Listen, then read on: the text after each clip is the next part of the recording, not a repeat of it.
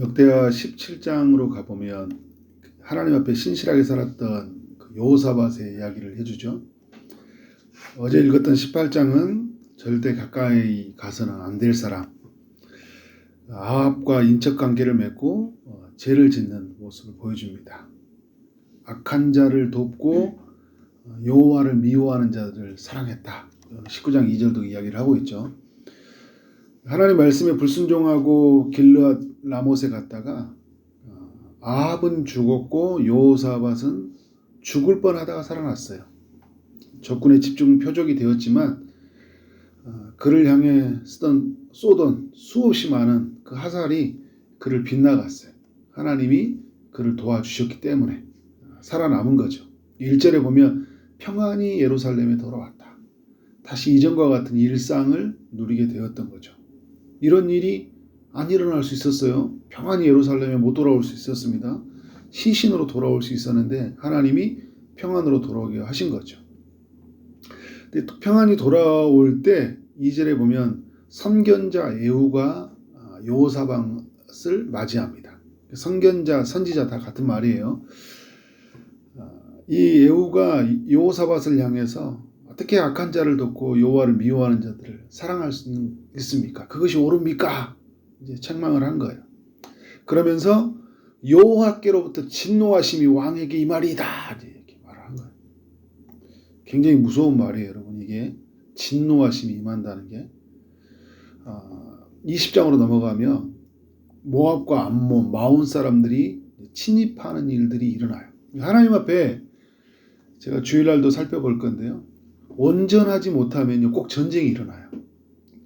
7번의 전쟁 이야기가 있거든요. 오늘 말씀까지요. 이 분열왕국이 되고 나서 모두 하나님의 온전함을 잃어버렸을 때 꼭 전쟁이 일어납니다. 20장 37절에 보면 배가 난파되는 이런 일들이 일어나고 22장에 가보면 10절에 여호사밧 아들이 이제 요람이 왕이 되는데 그 왕이 되면서 다른 그 형제들을 다 죽여버려요. 요람이 굉장히 악한 왕이에요. 이제 이후에는 며느리에 의해서 왕족이 멸절됩니다. 굉장히 그 암흑한 일들이 일어나요. 솔로몬의 죄 때문에 분열 왕국이 되어지고 여호사밧의 죄 때문에 하나님이 또 이런 일들이 행하시거든요. 되게 신실한 왕이잖아요. 여호사밧은 3대 왕이고 이렇게까지 해야 되나 생각이 들 수 있는데 이 역대하 또 열왕기와 상하도 하나님이 보여주시는 메시지는 뭐냐면 하나님이 죄를 미워하신다는 거예요. 여호사밧은 하나님의 뜻을 따라 살아서 하나님이 왕이라는 것을 보여줘야 될 인물인데 그것을 보여주지 못했잖아요. 이 죄에 대해서 하나님이 엄히 물으신다. 근데 여호사밧을 하나님은 그때는 하나님이 구원하시고 또 일을 하셔요.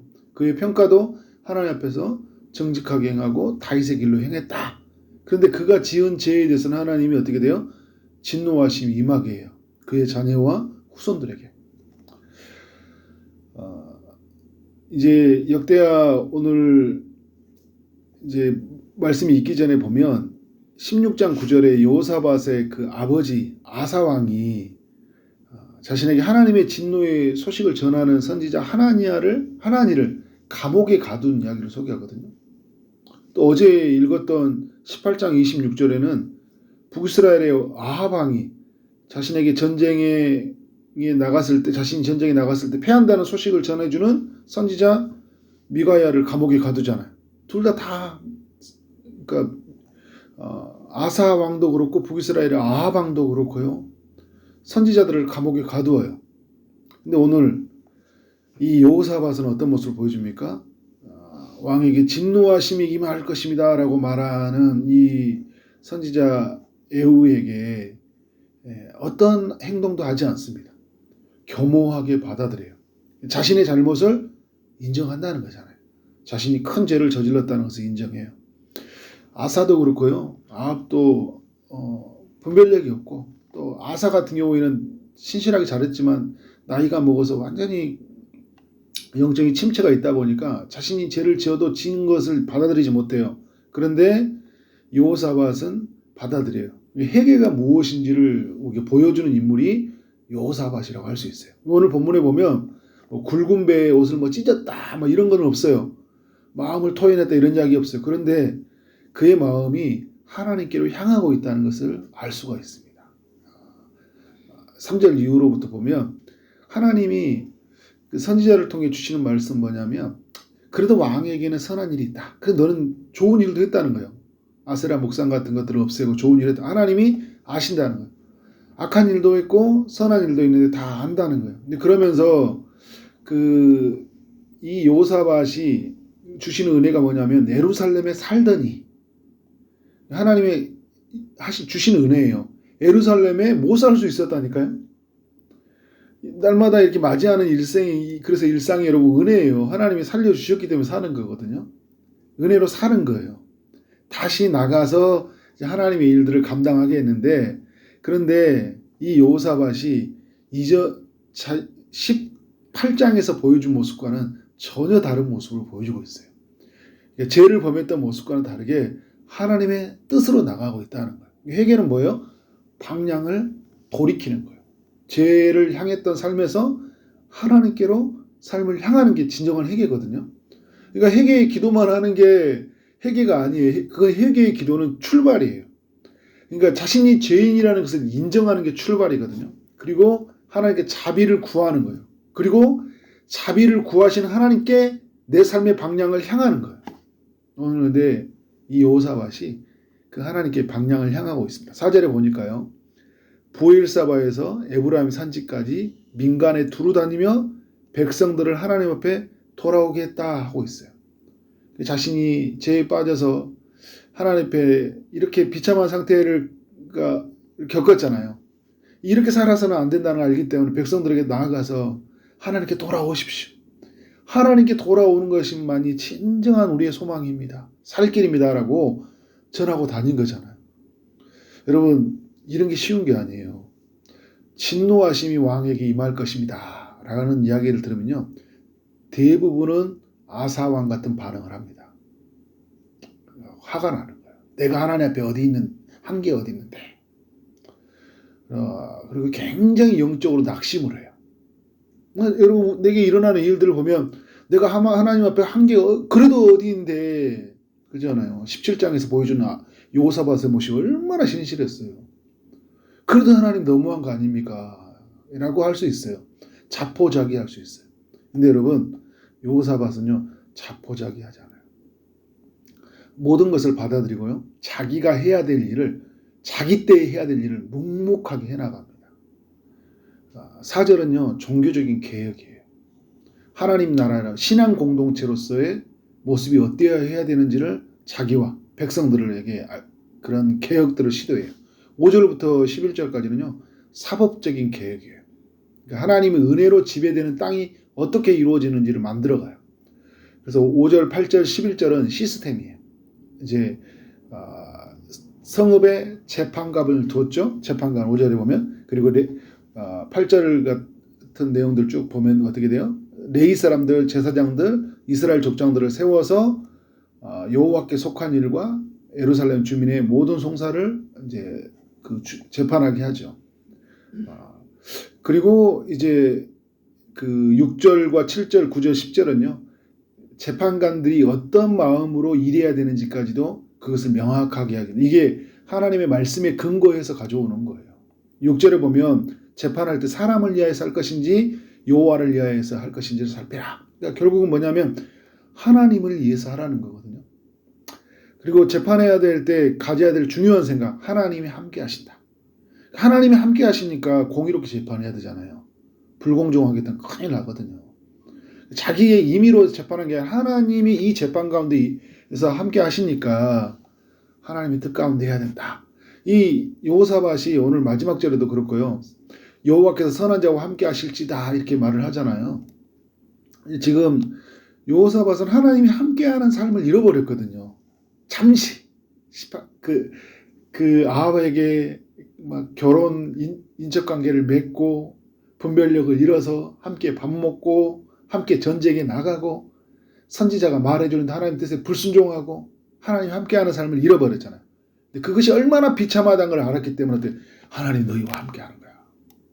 명심해. 하나님 너희와 함께하고 있어. 이야기를 하고 있는 거죠. 그리고 이제 7절에 보니까 하나님을 두려워하는 마음으로 삼가 행하라. 하나님을 두려워하는 마음으로. 이게 하나님을 두려워하는 마음을 전해주고 있습니다. 내일 20장에도 보면요. 전쟁이 일어났을 때 전쟁이 찾아오잖아요. 여호사밧이 가졌던 마음이 여호와를 두려워하여 이야기해요. 하나님을 두려워하는 마음이 다시 세워진 거예요. 여러분 이게 신앙생활에서 엄청 큰 축복이에요. 어떤 일이 생겼을 때 하나님을 두려워하는 마음. 이게 두려워하는 마음은 두 가지입니다. 그러니까 하나님을 엄청 경외하고 하나님을 사랑하는 마음이거든요. 그래서 어떻게 합니까? 불의함도 없게 하라. 하나님은 불의함도 없고 치우침도 없고 뇌물을 받는 분도 아니라는 걸 말하면서 그러면서 우리에게 뭐를 요구하는 거예요? 재판관들은, 리더들은, 세워진 지도자들은 어떻게 하는 거예요? 이런 마음으로 해야 된다는 거예요. 불의함이 없이 재판해야 되잖아요. 치우침이 없어야 돼요. 어느 한쪽에 치우침이 안 되는 거잖아요. 뇌물을 받으면 안 돼요. 왜냐하면 뇌물을 받으면 순간 치우치니까. 그러니까 아합과 함께 막 밥 먹고 그죠? 막 이런 일들이 막 떠오를 거 아니에요. 자기 자신이 공정함을 잃어버렸거든요. 그런 순간에 어떻게 된 거예요? 자신의 실수를 반면교사를 삼아서 어떻게 된 거예요? 나라를 그러니까 자기와 같은 삶이 이루어지지 않도록 만들어가는 거예요. 이런 게 굉장히 중요하다니까요. 내가 나한테 나 중심으로 살아가는 사람은요. 내가 한번 잃어버리면 다른 게 뭐가 되든 아무렇지도 않게 살아가요. 그런데 내가 하나님 앞에서 은혜를 받으면 나와 같은 실수가 내 가정에서 내 공동체에서 내가 만나는 사람들이 일어나지 않도록 살아가는 거죠. 9절에 보니까 진실과 성심을 다하여 여호와를 경외하라. 진실과 성심을 마음을 다해서 진실한 마음으로 여호와를 경외하는 마음으로 하라는 거잖아요. 10절 잘못된 송사로 인해서 어떤 사람에게 그것이 죄가 돼가지고요. 진노하심이 임하지 않게 하는 거예요. 근데 잘못이 없는 사람에게 죄를 선고를 했어요. 그러면 어떻게 돼요? 그에게 진노가 임할 거 아니에요. 이게 어마어마한 일들이거든요. 이런 일들이 일어나지 않는 세상을 재판관들은 만들 것이다. 이야기라고요. 근데 이건 다음 세대를 향하는 말이거든요. 이게 죄에 대해서 하나님의 엄청난 진노의 보응이 임할 세상을 바라보면서도 다음 세대에게 외쳤다는 말은 뭐냐면 지금과 다음의 세대가 이제 만들어가야 될 이야기는 뭐냐면 하나님의 뜻으로 통치되는 나라를 만들어야 된다. 라는 것을 이야기해 준 거예요. 자기 때에 할 수 있는 일을 최선을 다해 하고 있는 거예요. 여러분 우리 마지막 때 이 세상은 종말이 되잖아요. 종말이 되니까 마음대로 사는 건가요? 어차피 망할 세상 아니죠. 마지막 임한 날 오늘 밤에 임하더라도 우리가 해야 될 거 뭐예요? 하나님 나라로서 먼저 이루어져 가도록 우리가 살아가야 되는 거예요. 그래서 여호사밧은 하나님을 만난 삶이 무엇인지 그러니까 죄에서 돌이킴을 받고 하나님의 긍휼하심을 입은 사람들이 어떻게 살아야 되는지를 알려주는 그런 인물이에요.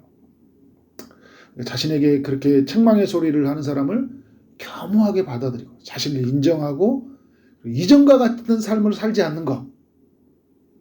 다른 사람들이 나뿐만 아니라 하나님의 뜻을 따라 살아갈 수 있도록 보여주는 인물. 너무나 우리에게 중요한 모습들을 보여주고 있는 거죠. 우리 모두가 여러분 이렇게 살아가야 됩니다. 우리는 이렇게 용서받은 죄인이잖아요. 그리스도 안에서. 이제는 우리는 어떻게 살아야 돼요?